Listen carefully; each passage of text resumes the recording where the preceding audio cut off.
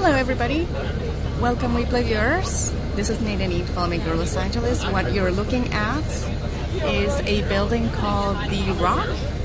Welcome, welcome. So good to see you here.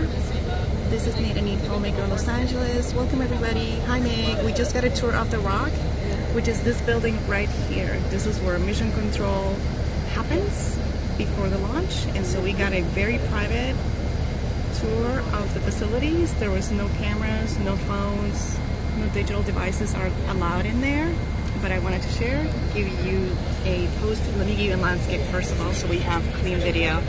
So good to see you. Hi Maria, welcome everybody. So good to see you. I hope you're having a terrific day. I will continue scoping during the course of the day, just kind of documenting, you know, everything that's happening here. I'm gonna say hello.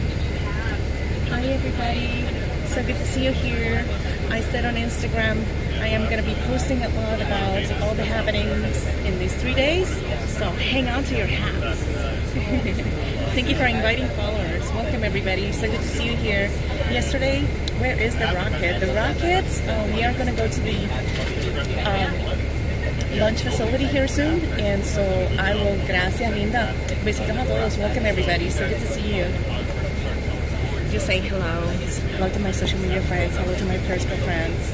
Welcome. I am, for those of you who are wondering what I'm doing, I am at NASA facility in Vandenberg Space, Vandenberg Air Force Base, if I could say that again. I'm at Vandenberg Air Force Base, and I'm going to be witnessing a launch of the Delta rocket, which is very historic. It's going to be the very last Delta rocket ever to be launched, and it's going to be carrying a payload of a satellite called the IceSat. Welcome. So if you're not following me, if you're new, follow me here on Twitter and Instagram. I'm going to be posting pictures and videos and so on. I'm filming as much as I can. I have a lot of equipment, and so I just want to share as much as possible from the experience, and I'm sort of documenting the process to share with you, share with my friends, because I adore you all. And it's so great, so exciting. It's a dream come true for me to actually see a launch of a rocket, because I never have. As a matter of fact, I'm going to show you. I actually went to the Kennedy Space Center years ago because I was thinking, let me show you, I have a little pin of the Kennedy Space Center right here. It's the cutest, because I wanted to see a rocket launch, but I didn't have the opportunity because they canceled the launch that day that I went to it. But at least I went to the shop and got myself a little pin, which is kind of cute, and I love it. It's one of my precious possessions. And so today I get to fulfill my dream. I'm here at NASA and I'm watching a rocket launch. Yay! And I'm sharing it with you. And this is my badge. Look guys, I showed it yesterday, but this is my official NASA badge. Isn't that the coolest? Thank you, thank you. Hi Pete, welcome everybody. So great to see you here. I don't know, my lens may be kind of dirty on this side. I'm not sure you can see this, but this is my official NASA badge. So if you're not following me on P. Rick and Filmmaker on Twitter, that's where you can follow me, right there. Focus, I'm not sure. Anyway, I took pictures and share on Twitter. It's your old Eminem. Hello. Hi everybody. Besitos a todos. Good to see you all. I hope that everyone on the East Coast is safe and sound, and you guys are, you know, facing the weather just a-okay. So if you're here, I'm thinking that how is I'm assuming that there's a lot of rains in Florida, right Pete? So great to see you. So great to see you, everybody. Besitos, besitos, besitos, María. Qué linda tus hijos. Siempre gracias por todo el apoyo. Para todos esos que hablan español, mi nombre es Nadine, soy cineasta en Los Ángeles y estoy en NASA. Voy a ver el lanzamiento de un cohete mañana y lo quería compartir con todos ustedes. Abrazos. Hola, Rosendo, ¿cómo estás? Estoy aquí en este edificio que se llama The Rock. It's called The Rock, but it's actually an acronym for a building that is, the acronym is WROCC. Hi Luis Papi. So it's called The Rock. Government likes acronyms, guys. But I'm showing myself, hold on. Let me show the building. That is a building right there. It's called Doha. Y ahora, aquí ahora. Hola, Kiki. Hola, Rosendo. Hola, Lenny. For everybody else who I haven't said hello to, welcome. So good to see you here. Salut, Jean-Noël. Bienvenue à tous.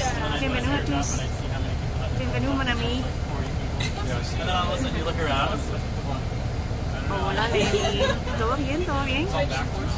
I was just saying that I was hoping that everyone on the East Coast is safe and sound. So let me show you the building. It's on the other side. We're actually on a bus. It's like a tour bus, and it's full of press members. I like to airdrop random things to people in crowds. I'm sorry. And so we're going to be touring around the Air Force facility throughout the whole day. Yesterday was a relatively short day. Today is going to be a very long day, and hopefully I'll be able to share from the launch pad where we are going to see the rocket. So if you're still around, make sure you come back.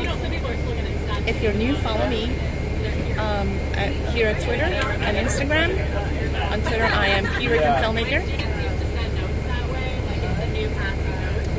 I missed that message, babe. Sorry, I'm having a hard time seeing this thing. Soon. Long time to see. Hey, how's it going?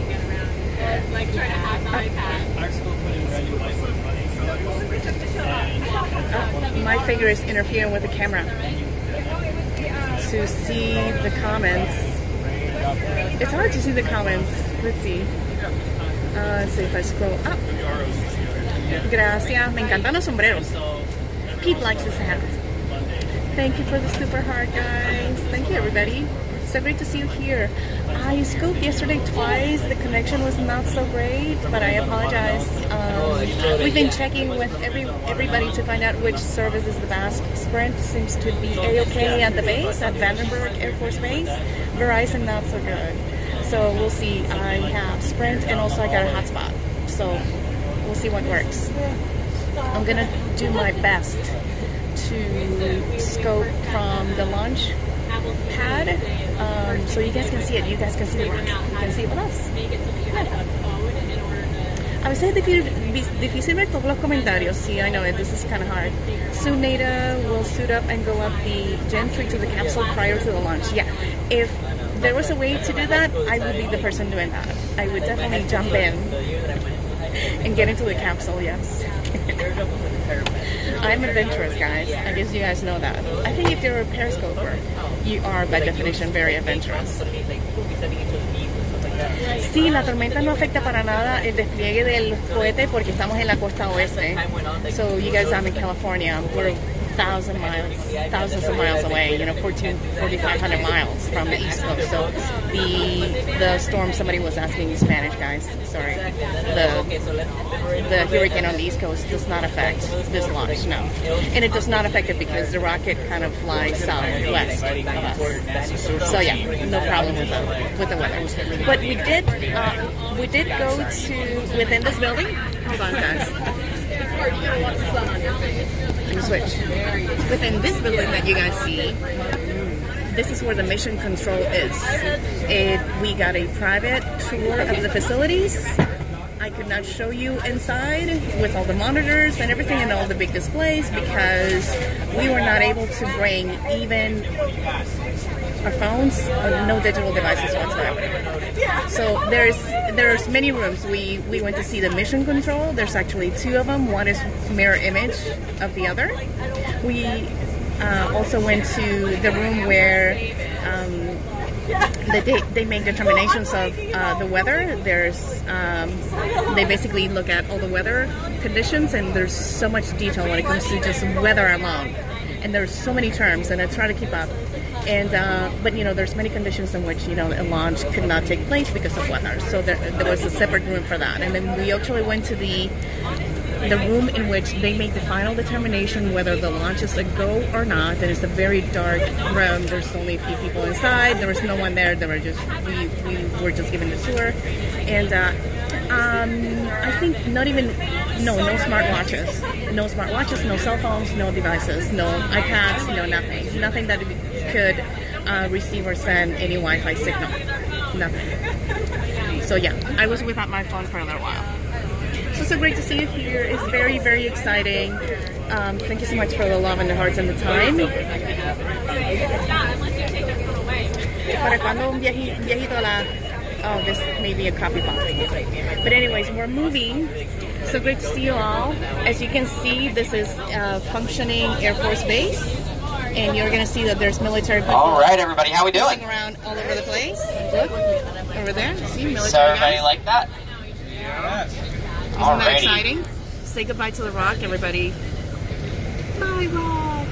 So we're a little behind schedule, so we're going to try and get back on Sí, yo track tengo mi here a taxi little bit. espacial.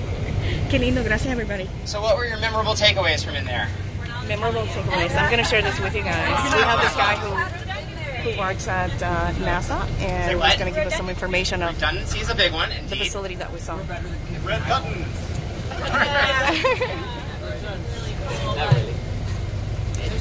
6 to one, half dozen to another. So. Can you say hello to my Periscope audience? I have 140 people watching Hello, from all over the everybody. world. Hello, everybody. So what else do people remember from in there? What were your takeaways? There you go, guys. That's a hello for you. You get a lot of responsibility as a young kid. That is true. There is a lot of responsibility. It is the blend of Epcot and Universal Studios. Yeah, with a lot of tech people in the bus. My pleasure, Louise. All right, so we're going to be on the So bus good here to for about see you. 10 minutes while we roll. We're going to wind up going back over to the NASA hangar, and we're going to go inside some of the control rooms over there. So when we do go in there, you're welcome to take photos and all that kind of stuff. If there's anything that's sitting on the counters or the desks or any of that, any of the computers in front of you and so on, please don't touch them. They're all configured to support the launch, so we don't want to misconfigure it and cause an issue. I don't know. That would be a good question. If they serve And Tang. if there's Does anyone anything sitting remember out what that Tang is, you know, there's usually like binders and things like that. Please don't they thumb still through sell them or anything Tang? like that and so on. Those are for the launch, so See, you that's don't a rock wanna- from don't a want to distance, screw that guys. up either. So they're in the It's right a beautiful places, with the building. right It's people, beautiful. the right We have positions beautiful to do views, everything guys. we need to do. We have an all-go for launch tomorrow. The weather is favorable, so hopefully we will see a launch and I'll be able to share it. It's going to be early in the morning. It's going to be at 5:45. When is the launch tomorrow? All right. The time? 5:40 something? 5:46. 5:46 is the launch time earliest you can tomorrow. possibly go. Does everybody understand the launch 5:46 window a.m. tomorrow? 'Cause it's a Pacific quirky Standard one. Time is the earliest we're going to be able to see the launch. What's quirky So about it? just So, FYI. we actually have 2 hours and 46 minutes to actually launch this.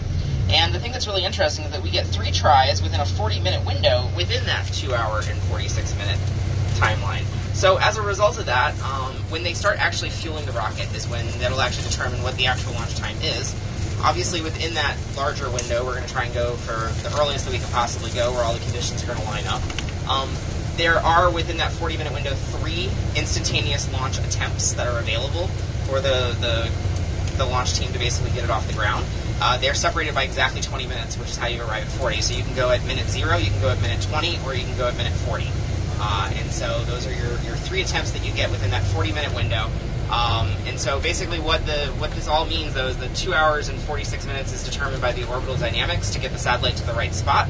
And then once we start tanking, the capacity of the rocket is what determines that 40-minute period within that and the 3 attempts that we're able to get because of the capacity and capability of what the rocket's able to do. So that's why it's kind of a quirky one. It's not a typical kind of launch window that we have where it's 10 minutes or it can launch any time within this 2 hour window or any of those sorts of things.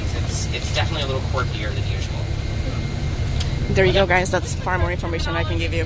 She said that from Vandenberg, they launch polar and then it's Yeah. equatorial. But what's the correct term for from pole to pole for the launch? Pole to pole is a polar orbiting satellite. Polar orbiting. Yeah, so that's basically where we fly north-south over the poles.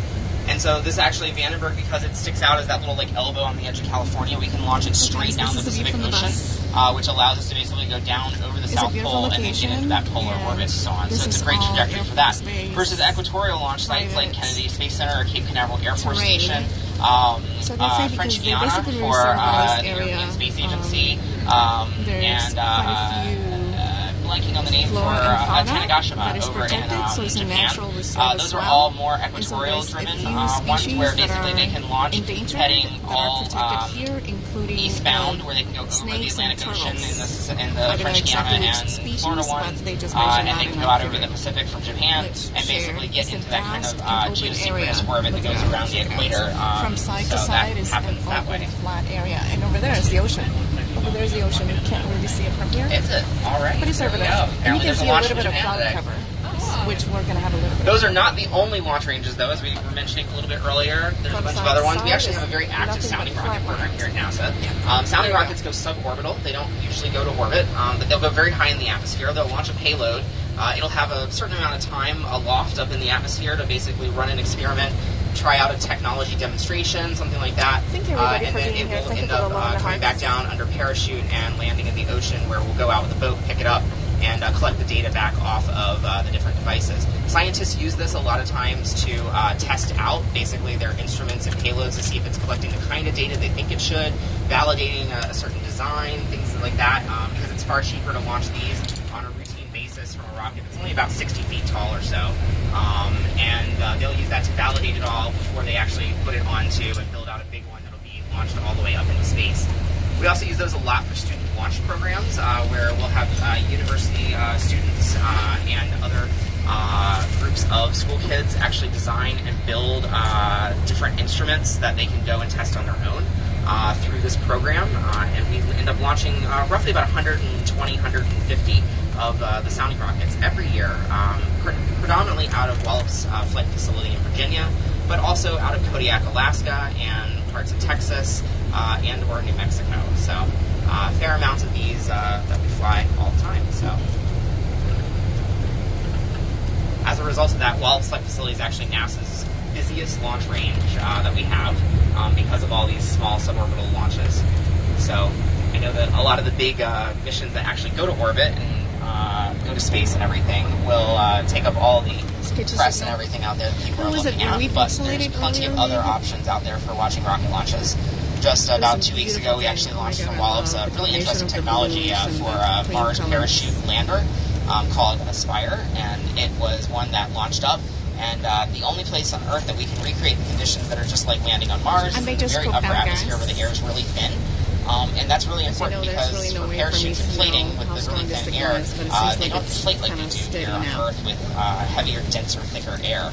And so as a result of that, getting it up there and testing out how those parachutes look and work and everything, and whether they deploy and inflate fully is challenging. And so that's one of the areas that we can actually simulate the same air capacity of what Mars has. So.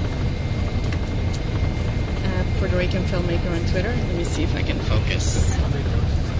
For those of you who are new and don't know me, I am a filmmaker. So the question up here is, how many launches does NASA do a year? It actually really varies. Some years we'll have a lot of launches. We'll do probably anywhere from 10 to 12 major launches. Other years, they're a little lighter. We'll have maybe 2 or 3. It's been ever since the start of launching cargo resupply missions to the International Space Station using SpaceX and what was Orbital Sciences, then Orbital ATK, now Northrop Grumman. It's been a lot busier than it used to be around a lot of this. So, yeah, it's definitely different ebbs and flows. But again, we've got about 120 to 150 sounding rocket missions that also launch, so, over the course of the year. Yeah. Yeah, question? So I know that the commercial crew program's a little bit behind schedule. There's like some worry about What a beautiful sight. finish it on time. It actually Thank you, everybody. we're out of like Russian seats.